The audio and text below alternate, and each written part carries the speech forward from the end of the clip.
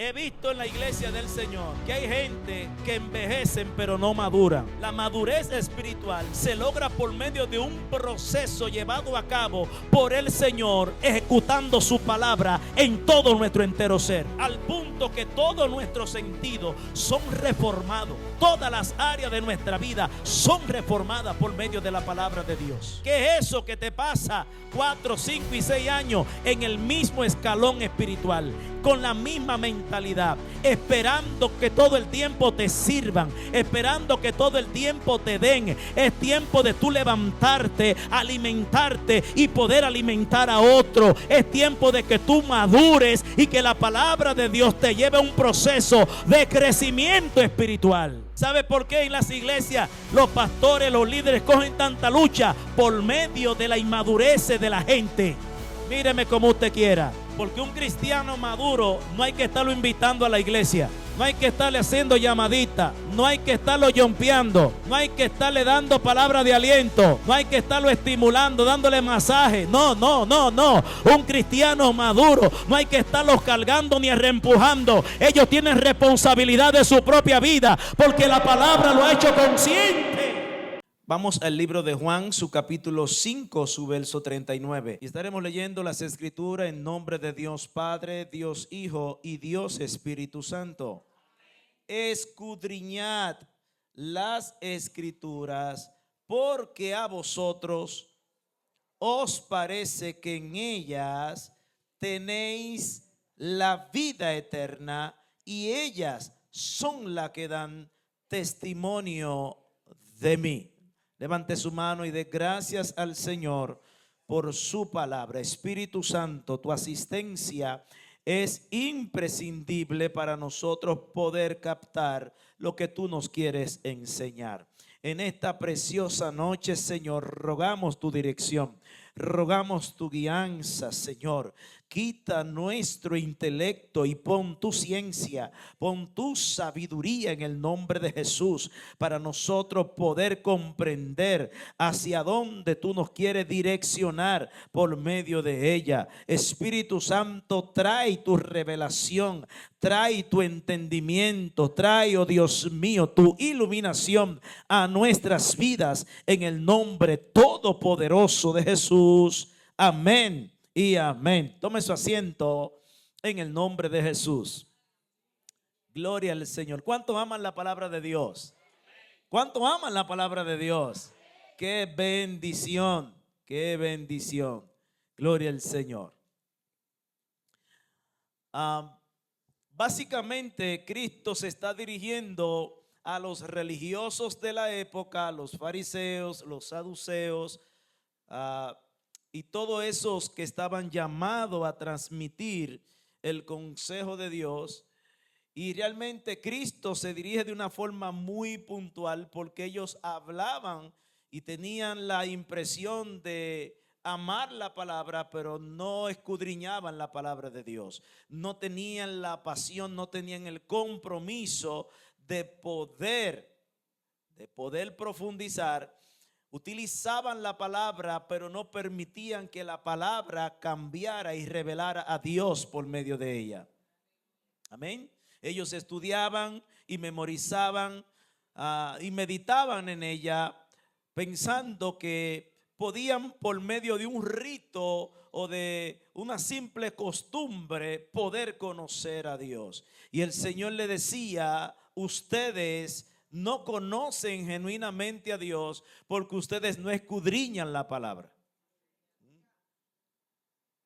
De manera que ellos leían, pero no buscaban la iluminación del Espíritu.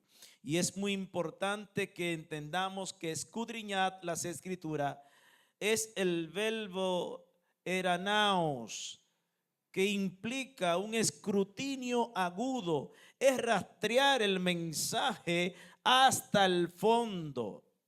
Allí estaba el problema de los fariseos y de los escribas, que ellos escudriñaban la palabra de forma superficial. Es como hoy en día que se lee la Biblia simplemente como si fuera una novela, simplemente como una literatura, simplemente como un libro más, ¿verdad? común y corriente, y no es así. Debemos de reconocer que la Biblia es la voz de Dios al hombre. Y es importante que entendamos esto en el día de hoy. Y es allá donde el Señor nos está guiando en el día de hoy. Es hacia allá donde Dios nos guía, donde el Señor nos ha de ministrar en todos estos días que estaremos ministrando. La Biblia es una colección de libros. Es una ¿qué? Una colección. Y yo quiero que usted escriba en su nota, porque hoy nosotros nos vamos a meter en lo que tiene que ver la teología de la palabra, la teología de las escrituras, la doctrina de la palabra. Gloria al Señor. Amén. Gloria a Jesús. Aleluya.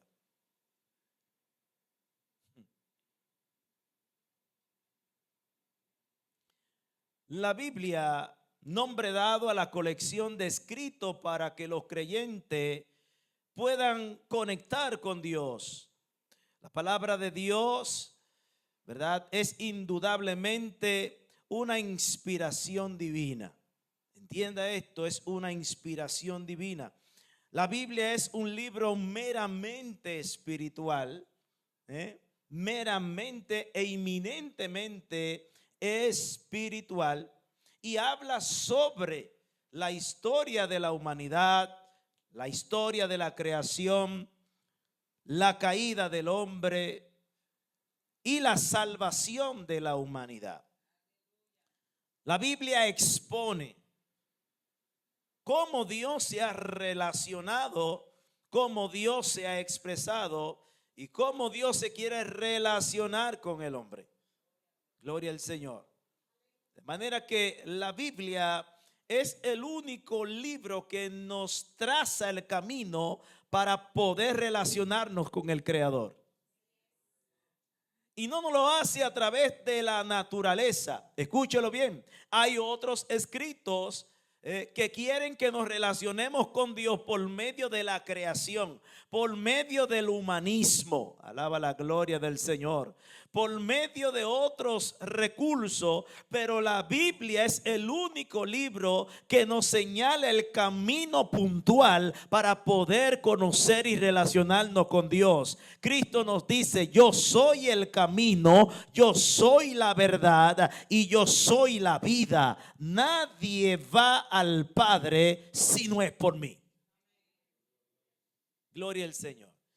De manera que la Biblia también nos enseña el carácter de Dios, nos enseña los atributos de Dios, nos enseña su naturaleza. Amén. Esto es muy valioso. Y cuando hablamos de la teología de la palabra o la teología de las escrituras, debemos de comprender que la teología es la ciencia de Dios. La teología es la ciencia de Dios. Teología es una palabra compuesta. Teo, que en griego es igual a Dios. Logos, que es igual a palabra, estudio o tratado.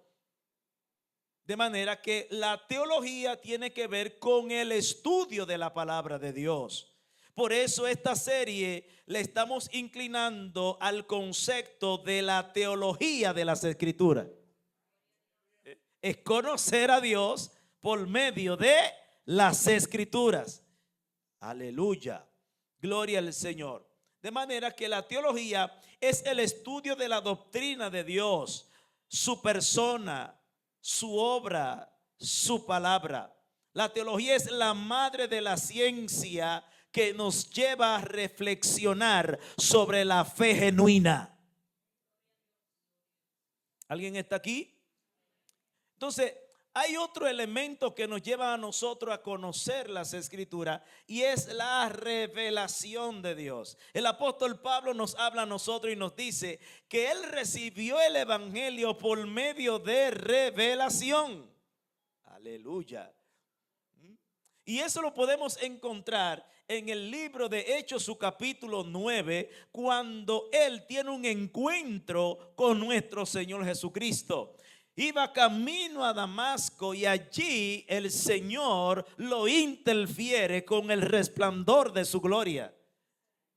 Y allí le dijo al Señor, ¿qué quieres que haga? Cuando el Señor lo confronta y le dice: Saulo, ¿por qué me persigues? Yo soy Jesús a quien tú estás persiguiendo.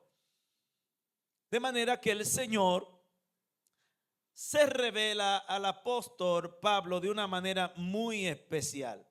Entonces, la palabra revelación no es más que la palabra apocalipsis, para que usted entienda de manera simple. La palabra apocalipsis significa revelación. De manera que todo lo de Dios, a menos que Él lo revele, el hombre no puede conocerlo. No hay forma, habilidad, grado de espiritualidad, meditación elevada en la vida del hombre que le califique para conocer a Dios. Tiene Dios que revelarse a sí mismo al hombre para que el hombre lo pueda conocer. Gloria al Señor. De manera que la revelación no es más que la forma de Dios correr el velo humano, de Dios correr el velo limitado del hombre para que el hombre pueda accesar a él. Aleluya. De manera que Apocalipsis significa de correr el velo para mostrar algo nuevo que hasta allí había sido oculto en el pasado. Implica que Dios existe y que puede ser conocido y que se comunica a la creación de manera especial por medio de las cosas hechas, pero de manera contundente por medio de su palabra. Por medio de su palabra. De manera que la mayor revelación por la cual Dios se da a conocer es por medio de su palabra. Por medio de su palabra. Para nosotros poder tratar con la Biblia, nosotros necesitamos no tan solo la revelación, el correr de nuestro velo, de nuestra ignorancia, de nuestras limitaciones, de nuestro entendimiento humano, que sea movido para que la revelación del Espíritu pueda llegar hasta nosotros. Aleluya. Pero luego de eso viene entonces la iluminación del Espíritu. Necesitamos ser iluminados, alumbrado. Nuestro entendimiento tiene que ser, ¿verdad?, disipada toda oscuridad, toda ignorancia de la verdad de Dios por medio de su luz. Aleluya. En la Biblia, luz es sinónimo de iluminación, conocimiento. Ignorancia es sinónimo de oscuridad. De oscuridad. De manera que teológicamente la palabra iluminación tiene que ver con esa facultad que el Espíritu Santo nos da a nosotros para poder comprender las verdades del Señor. Se lo voy a poner más sencillo. La Biblia declara que los discípulos anduvieron con Cristo durante 3 años en una especie de instituto intensivo. En esos 3 años los discípulos vieron milagros, vieron prodigios, vieron grandes y potentes enseñanzas, mensajes contundentes de parte del Señor. Increíble. Sin embargo, en Lucas capítulo 24, su verso 45, ya Cristo había resucitado. Ya Cristo había ido al Calvario, había sido sepultado y había salido de la tumba victorioso y triunfante, y empieza a tratar con sus discípulos. Y en uno de esos encuentros con sus discípulos, ya Cristo estando resucitado, puntualizo, dice la Biblia en el versículo 45 que Él les abrió, ¿el qué? les abrió el entendimiento. ¿Para qué? Para que comprendiesen las escrituras. Algo estaba pasando en la vida de ellos que no habían alcanzado a comprender a plenitud lo que la palabra del Señor le había sido expresada. Entonces, tiene que venir una intervención del Espíritu. Tiene que venir una intervención de Dios donde nuestro entendimiento sea abierto. Nuestra conciencia sea despertada, nuestros sentidos espirituales sean activados para poder comprender la verdad de Dios. ¿Se entiende esto? De manera que la iluminación es esa capacidad que Dios y el Espíritu Santo dan a los creyentes para entender y aceptar las Escrituras como la verdad de Dios. Y eso lo encontramos en el capítulo 14, versículo 26. Juan capítulo 14, versículo 26. Consideremos ese texto en el nombre del Señor. Y dice así: mas el Consolador, el Espíritu Santo, a quien el Padre enviará en mi nombre, Él os enseñará ¿el qué? Todas las cosas, y os recordará todo lo que yo he dicho.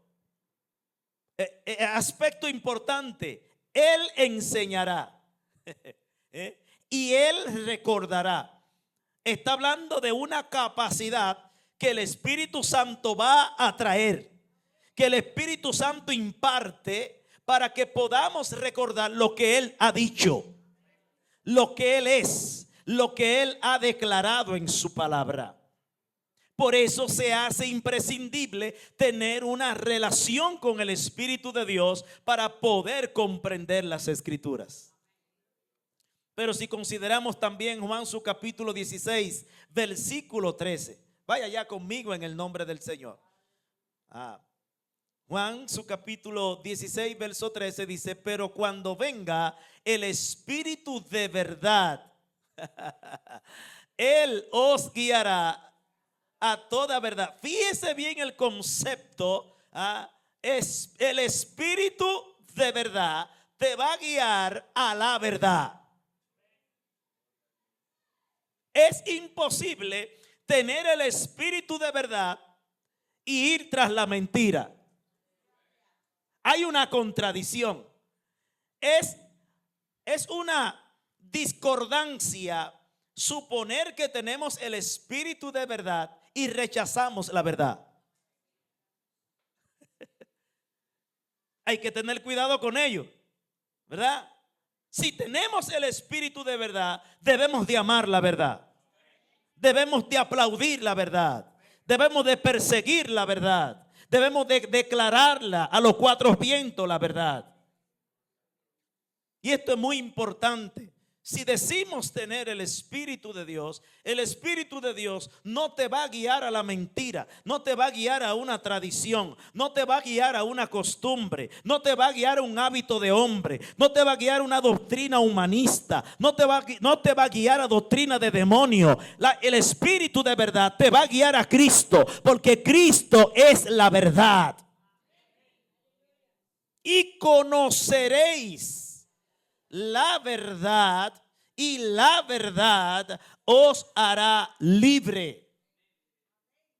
De manera que el Espíritu Santo siempre nos va a guiar y nos va a centralizar en Cristo, en la verdad presente, en la verdad andante, en la verdad eterna. Es importante que consideremos otro texto de la palabra del Señor que se encuentra en Primera de Corintios capítulo 2, su verso 12 y 14. Primera de Corintios capítulo 2, verso 12 y 14. Dice: y nosotros no hemos recibido el espíritu del mundo, sino el espíritu que proviene de Dios, para que sepamos lo que Dios nos ha concedido. sea, el Espíritu Santo te da la capacidad de discernir, de identificar lo que es de Dios. Aleluya. Lo cual también hablamos, no con palabra enseñada por sabiduría humana, sino con la que enseña ¿quién? El Espíritu. Acomodando lo espiritual a lo espiritual. Esto es poderoso, muy poderoso. Pero dice el versículo 14, pero el hombre natural no percibe las cosas que son del Espíritu de Dios, porque para él son ¿qué? Locuras. Y no la puede entender porque han de discernirse como espiritualmente. Y para poder discernir espiritualmente tenemos que depender de la guianza del Espíritu. Tenemos que tener una relación con el Espíritu. Aleluya. El Espíritu Santo es la autoridad que nos lleva a nosotros a una reflexión correcta teológicamente. El Espíritu de Dios es la máxima autoridad que nos lleva a una reflexión correcta de la teología. O sea, el Espíritu Santo te va a centralizar en Cristo, te va a centralizar en la verdad. Gloria al Señor. ¿Por qué? Porque Él fue que inspiró las Escrituras. Él fue que inspiró las Escrituras. Él fue que inspiró el texto sagrado. Él fue que iluminó a más de 40 escritores para que ellos puedan entender la intención de Dios y asimismo pudieran transmitirla a los hombres. El Espíritu Santo no es un sustituto del estudio bíblico. Él es quien inspira los estudios bíblicos.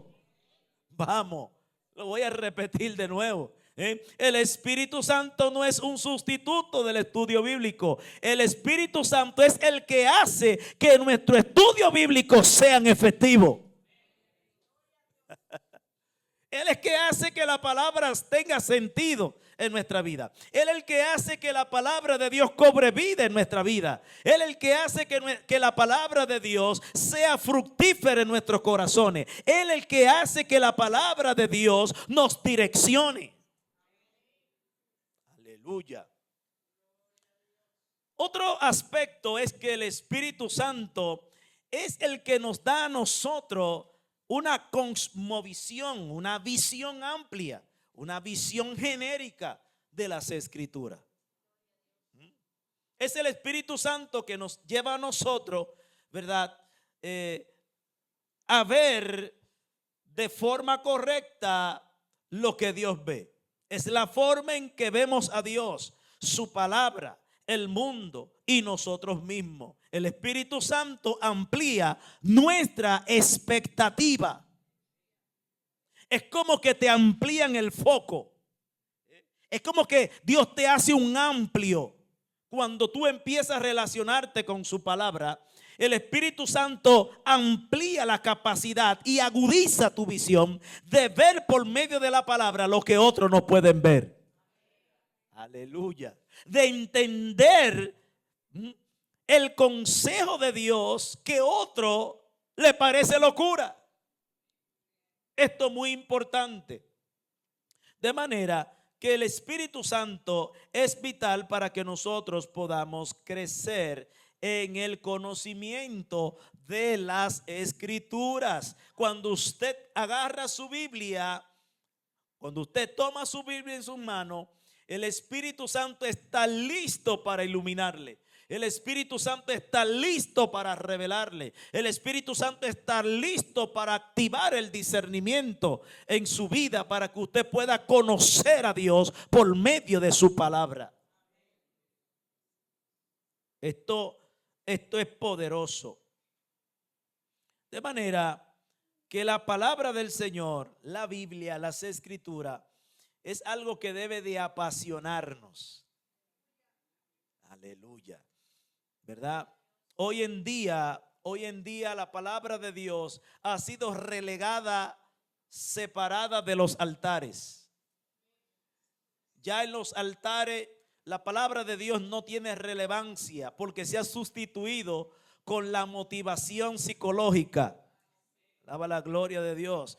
Con la motivación psicológica, con el entretenimiento persuasivo de las emociones. Y por eso que vemos hoy en día un pueblo hambriento, un pueblo sin dirección, un pueblo que es llevado por cualquier viento de doctrina, porque la palabra de Dios está escaseando. Pero yo en esta noche he venido con la responsabilidad de levantar la palabra de Dios, la cual es baluarte de la iglesia, es baluarte de la verdad. La iglesia tiene que levantar la verdad, tiene que levantar la palabra, tiene que levantar el consejo de Dios, las escrituras por encima de todo. ¿Por qué conocer la Biblia? Esto es muy importante, porque la Biblia es la revelación especial de Dios. La Biblia es la revelación especial de Dios. Es la revelación escrita de Dios. Y básicamente todo el aspecto de la palabra de Dios persigue tres objetivos en nuestra vida. Tres objetivos. Número uno, su carácter, su dignidad. Aleluya. Esto es muy importante. La Biblia no es politeísta. La Biblia no habla de varios dioses. La Biblia es teísta porque habla de un solo Dios. La Biblia nos habla de un solo Dios, de un Dios que es personal, que se relaciona con el hombre de manera individual. Gloria al Señor, ¿verdad? Él no es un Dios impersonal. Él no es una fuerza. Él no es una energía. Él es una persona.